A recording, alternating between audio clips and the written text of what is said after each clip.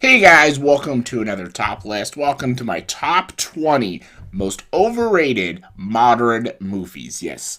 It was a little hard to do modern again, like this is putting through like perspective and stuff and opinion and all that stuff.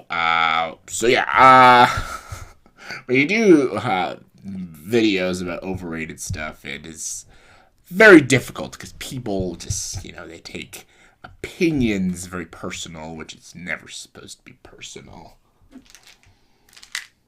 These are Lindsay's. I don't know what they're doing here.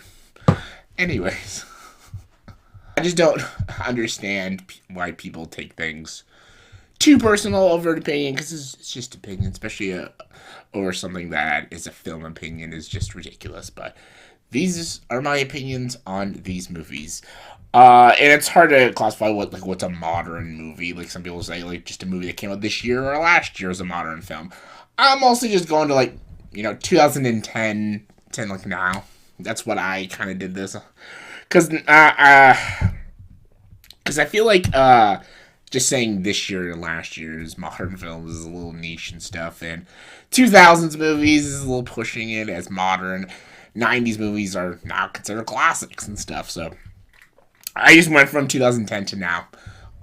Movies I find overrated. Let's get to it. Number 20, Hustlers. Hustlers, I did a review on. I didn't give it a positive review. I still, to this day, will not give it a positive review. I know people love, Jennifer Lopez's performance, saying it's the best performance she's ever done, which is not saying a lot because she hasn't done a single good performance in her whole career. And sure, she's pretty fine in the movie, but the movie is not good. It has a dreadful message. I hate that it's about these women taking advantage of some of these men, and sure, some of these men deserve it, but they just do just as awful things to these men that these men do. Like, it is just like, it's a movie about two wrongs make a right, I guess. I hate the messaging of it, and I hate this story so fucking much. Absolutely despise the story. Even like some people just they praise the acting and the writing for the film, and it was nothing all that brilliant. It was a 5 out of 10 movie, and it's still to this day a 5 out of 10 movie, and just don't understand the praise. Number 19, Defy Blood. Spike Lee's Defy Bloods. Spike Lee's a hit and miss for me. Sometimes I like Spike Lee. I like He Got Game and The 25th Hour, Malcolm X, Inside Man.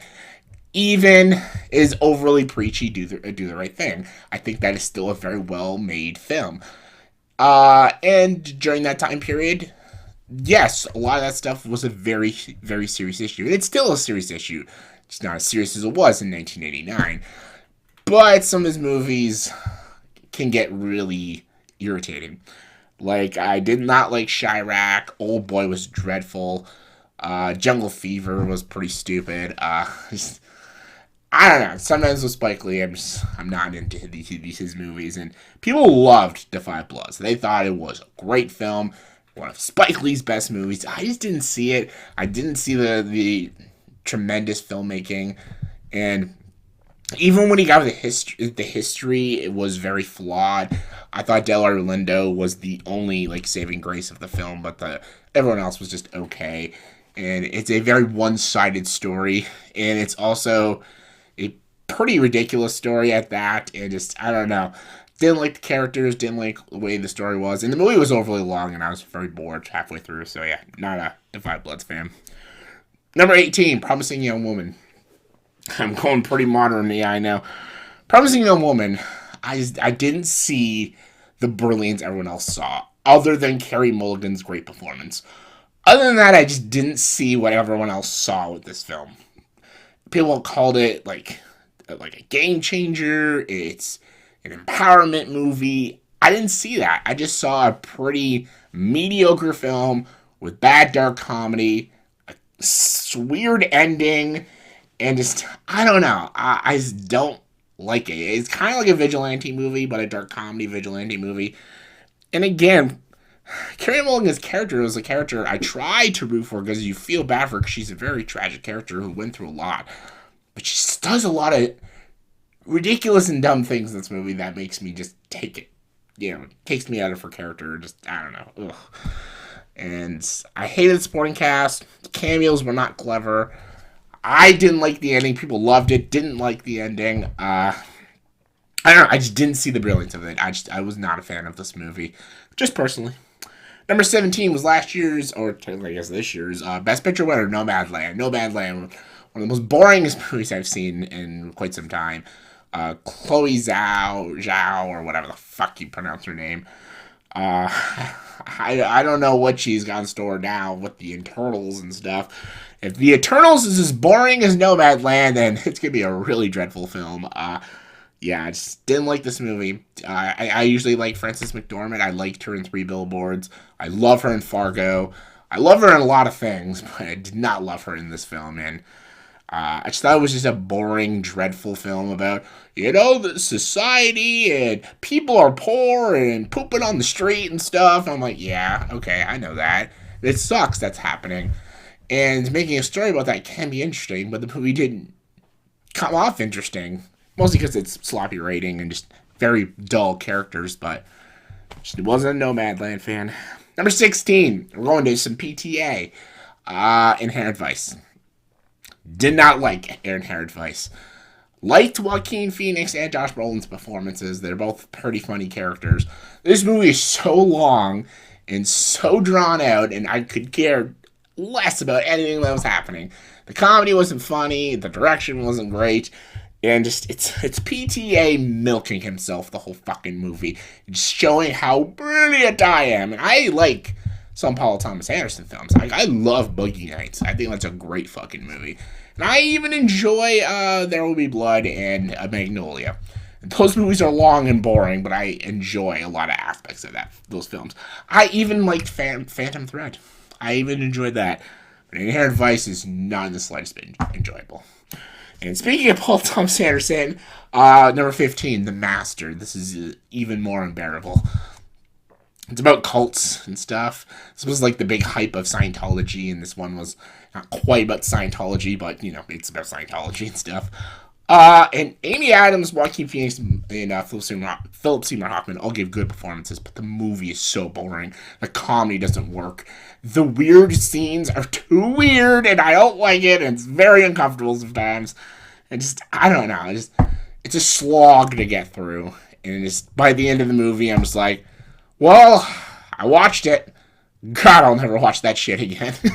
That's how I felt watching The Master. Number 14, Iron Man 2. And it's weird I'm saying this because Iron Man 2 is not a loved film, but it has like a 74, 73% Rotten Tomatoes. And when people say it, they say it's still an okay film. Because people, you can't talk bad about the Marvel films. Marvel can do no wrong. Can't say anything bad about the Marvel films. Or that's shameful. Because Marvel's perfect in every way, shape, or form. Every movie and show they create, it's brilliant. It fucking really is not. Marvel's done some amazing films. They've also done some crap. And Iron Man 2 is the cream of the crop of crap. I was going to go Captain Marvel. Because I hated that movie too. But Iron Man 2 I hate more. And I could have even went Black Panther, but I think actually Black Panther is still a legit good film. It's just overpraised, but it's still a great film. This is not a great film. This is a boring ass movie. And if it wasn't for Tanny Jr.'s great performance, I would have hated it all the more. So, just not an Iron Man 2 fan. Number 13, Secretariat. Secretariat is, people like this movie. It's about horse racing. It's the Secretariat. They did Seabiscuit, now they gotta do Secretariat. I'm gonna tell you what, Seabiscuit was pretty boring, but it had some good shit in it. This movie's boring with no good shit in it. It has a fine cast, fine director. It should work, and it didn't. Fucking hate that movie. Number 12, we're continuing on the boring train with Life of Pi. Life of Pi is a visually stunning, absolutely stunning film. The visuals, I'll never knock. They're gorgeous. It's a gorgeous looking movie. The cinematography is amazing. The score is incredible. They adapted a book that is unadaptable for a film, and they fucking did it. They fucking did it. I give them a lot of balls for that. And I love Ang Lee. I love Brokeback Mountain. I love Crouching Tiger, Hidden Dragon. And The Wedding Banquet. Very underrated film. But this movie just it's a slog. It's a slog to go through. And I don't give a fuck about this character and his relationship with Richard Parker the Tiger. I don't fucking care. I don't fucking care. Is he gonna live or not? I don't fucking care. I just don't care. And that's what I gotta say about Life of Pi. Number 11, another Best Picture winner, Moonlight. Barry Jenkins is Moonlight. Barry Jenkins is not a filmmaker that I'm like in love with. Not in the slightest bit. I thought If Beale Street Could Talk was a much better film than Moonlight. Very flawed film, but still a much better than Moonlight. Who's talking about Moonlight? I don't know who's talking about this movie. People were like, La La Land's the overrated film, Moonlight's the true art film. Fun fact, it is years later, was it 5 years later now? I got both the cats here. It's 5 years later from the Best Picture, when La La Land won for a couple minutes than Moonlight. Everyone's like, that's the movie that should have won. 5 years later, no one's talking about Moonlight, but everyone still talks about La La Land. La La Land has more of an impact on filmmaking. People talk and love La La Land. No one talks about Moonlight anymore because no one cares. No one gives a shit. Number 10, Philomena. Philomena was a very praised film when it came out, and then just, again, no one talked about it anymore. It's got Judi Dench, and it's got, what's his name? Fuck. I forgot the fucker's name. Steve Coogan. From Hamlet 2. This movie could have been great. And it's not awful. It's an interesting story. These cats. It's an interesting story. It could have been done a little better. It could have been executed a little better. Maybe if they got like a better director or something. Just, I don't know. I remember watching this back in 2013. And it was just meh to me. And I never had an urge to ever watch it again. I don't know. I just never saw the appeal of it. So I know it was nominated for all these Oscars. Just never saw the appeal. Number 9. I never thought I'd say this. Never thought. I've always praised this film. But it doesn't have this, timeless feel like I thought it would. District 9. District 9 is an overrated film for me. And I never thought I'd say that about Neil Blomkamp. And I still stand by Elysium as his best movie. I think Elysium is actually a very good film, and I think that is his best film. Chappie, everyone knows Chappie sucks. District 9 isn't all that great. I rewatched it about a year and a half ago, and I was really puzzled. I was like, oh my god, I've praised this film for years, and it's not great. The last 40 minutes is awesome. It's pretty cool.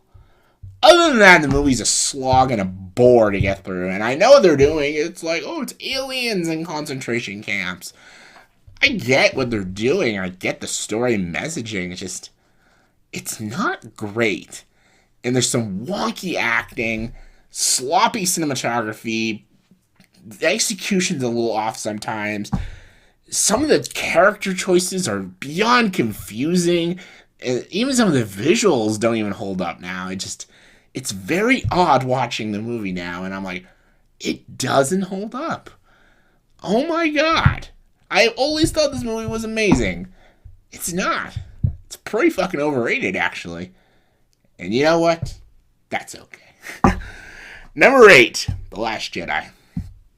I guess you could say divisive, more than overrated, but I'm going to go overrated because critics suck this movie's dick right off. Like, the critics love this movie, and the people who follow the critics, this is the best Star Wars movie since Empire Strikes Back. What a load of crap that is.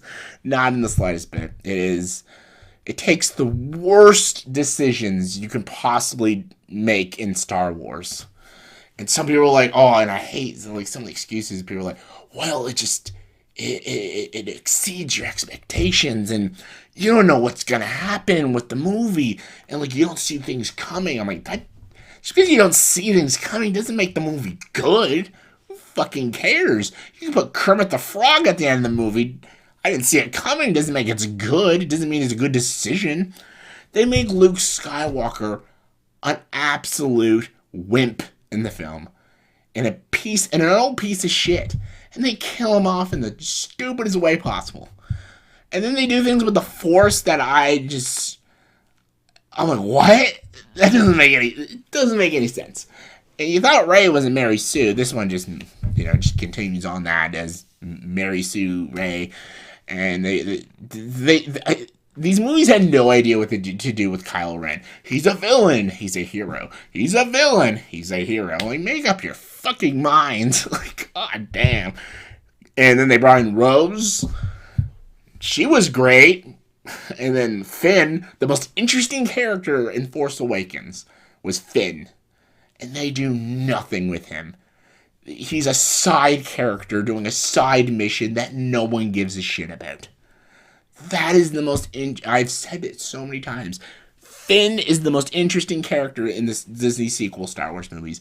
And they did nothing with him. Fuck you, Kathleen Kennedy. You are a hack of a producer, a storyteller, and fuck you, JJ, and fuck you, Rian Johnson. God, you guys suck. Number 7. The Best Exotic Marigold Hotel. John Madden. I actually don't mind John Madden. I liked Shakespeare in Love. I liked The Debt. That was a pretty good one. Mrs. Brown. I like some of those classy films. This one is not interesting. A bunch of rich people going on vacation is not interesting. Despite having Judi Dench and Bill Nighy and Helen Mirren and all the... Not Helen Mirren. Maggie Smith and all those great people. Dev Patel and stuff. Like, great actors. I just don't give a shit. Number 6. The Good Dinosaur.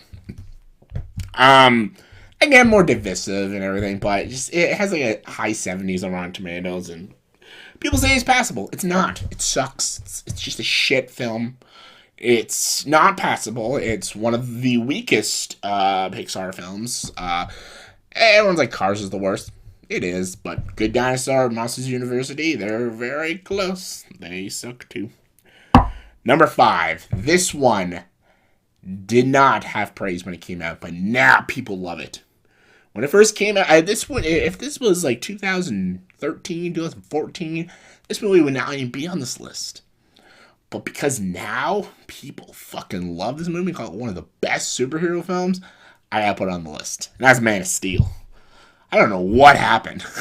Like, I was with the majority consensus when everyone was like, when Man of Steel came out, they're all like, that was okay. Not great, but it was whatever. But now everyone's like, 10 out of 10. A+. One of the best superhero films. This is the best Superman movie. I'm like, huh? Really? Man of Steel? Man of Steel? The best Superman movie? Have you seen in the 1978 Superman movie? Or Superman 2, the Donner Cut? Those are great fucking movies. This doesn't even come close to those films. Fuck, this movie's... Superman Returns has better moments than Man of Steel. Man of Steel has Henry Cavill, who's... I love Henry Cavill. I think he's a good actor. He's fine. Russell Crowe's pretty good. And the action is something out of Dragon Ball Z. It's fucking wicked, but it's long. It's incohesive. Amy Adams is a shitty Lois Lane. Jonathan Kent, everything they did with him is so dumb. I hate the look of Krypton. I hate some of its costume styles. I hate its weird advertisement, and it's like, it's weird. Some of its shaky cam was odd, and just the ending scene. Also, there's just so many plot holes, and just the destruction Superman causes, and he doesn't even save a person's life in the movie. And this is not Henry Cavill's fault, actually. This is just the writing and the direction of Zack Snyder. This is not Henry Cavill's fault, but Superman is so moody in this film, and he doesn't even, like, save people or even do anything Superman-like. And I just don't like it. It's like this dark, bleak Superman movie, and that's not what Superman is. That's Batman, not Superman, but they know the Dark Knight trilogy did well, and they wanted to make Superman like that, and I didn't want to see that. And I still stand by Man of Steel's overrated. I don't fucking get it. Anyways, number 4, Loving Vincent. An animated film. People loved it. Critics praised it. Vincent Van Gogh animated film. Stylistically, it's beautiful. Very beautiful animation. That's it. Not very interesting. Don't like how they did the Van Gogh story. They can't do Van Gogh's story very interestingly. Maybe he's just not an interesting guy. I don't know. But he's got beautiful paintings. Just can't make a damn good movie about him. Number 3, A Ghost Story. I remember I gave this movie a good review. Rewatched it about 4 months ago. It's not good. Watching it, that was years ago, back in my, new age days of YouTube, and I want to seem like I know things about movies, and I like all the art house films. Now I'm different. I ain't afraid to fucking shit on a movie now. I ain't afraid to shit on Ghost Story. David Lowery, yeah, he's a cool dude. Ain't Them Body Saints is a good movie. Pete's Dragon's pretty good too. The Green Knight sucked, and now this one was worse though. This is a terrible film. I get where he's going with it. I get the symbolic, interactionalism where he's going with this. I know what he's doing. I just don't care what he's doing. It's a slow humdrum film with a boring music, a horrible story, and you watch Rooney Mara eat a pie for 7 minutes. Captivating stuff right there. Number 2, Teen Titans Go to the Movies. I don't get why this movie's praised. This movie's in the high 90, like the 90% on Rotten Tomatoes. Sometimes I feel like Rotten Tomatoes is just brain damaged people reviewing films. Like, awful film. The Teen Titans original television show, the cartoon, was fucking cool. That's a great fucking show. This movie's stupid. It's a straight kids movie. If it was just this juvenile, silly kids movie, like a Wonder Park, then I'd get it. But like adults were loving it. Clever commentary on the superhero films. It wasn't clever at all. I'm like, God, I've seen 12-year-olds write better fucking jokes than this. I bet a 12-year-old wrote this movie. He didn't, but still. Never liked Teen Titans Go to the Movies. Still stand by it. Number 1, though. Got bashed Disney now. Can't wait.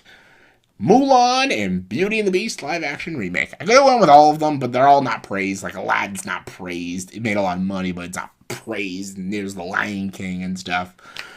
But Beauty and the Beast is pretty well liked a lot, and Mulan is too, and there's a lot of defenders of those films, and I ain't defending them. They suck. Mulan's one of the worst ones. If Lion King did not happen, I would say Mulan's the worst. I hate Mulan. Like, Aladdin, I actually can understand people liking that Aladdin movie. I don't like it. I don't think it's very good. But I can at least understand where people are coming from with that film. I don't understand people liking Mulan. Horrible film. Horrible characters. They take every great character in Mulan and destroy them. It is horrible. Beauty and the Beast is the same. And I love Beauty and the Beast a lot. The original 1991 Beauty and the Beast movie. I love that movie. What they did to it, just a soulless film. Absolutely no soul. They sing the same songs, but shittier. And just, I hated it. I hate both these films. I should put them both as number 1 overrated films of this modern age of filmmaking. So yeah, that was my top 20 most overrated modern films. So what do you guys think? What are your guys' top 10s, top 20s, overrated films of the modern age? I just went from, again, 2010 to now. Give me thoughts and opinions. Comment below. Let me know. And as always, if you like this video, please subscribe to this channel and join the dark side.